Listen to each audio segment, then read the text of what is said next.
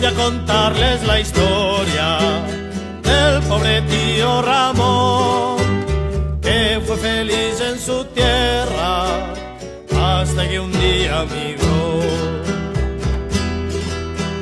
Siempre contento decía: yo solo quiero labrar la tierra que nuestros padres con sangre y sudor vi regar. Yo soy feliz en la sierra andina de tradición ancestral, porque soy hombre de campo, nunca voy a la ciudad.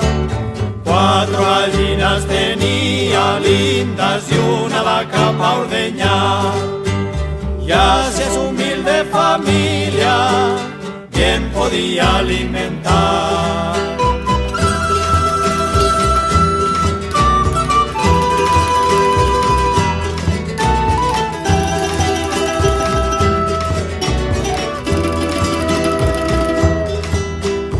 Pero un día el gobierno su hogar le quiso expropiar, mal vendió vaca y gallina para el gran charco volar. Ramón junto a su familia fue a parar por Castellón, y trabajando de obrero, marinador lo explotó. Siempre ahorrando decía: una alquería hay que comprar, que tenga su huertecito y un corral para criar. Pero un día en el andamio el pobre tío Ramón resbaló, y de tan alta caída hasta el cielo rebotó.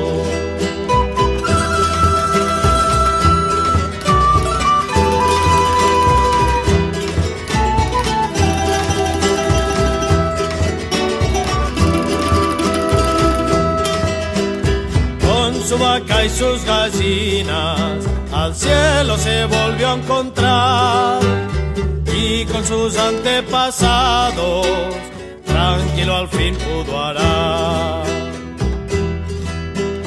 Y aquí termina la historia del pobre tío Ramón, que nació en la sierra andina y murió en marinador.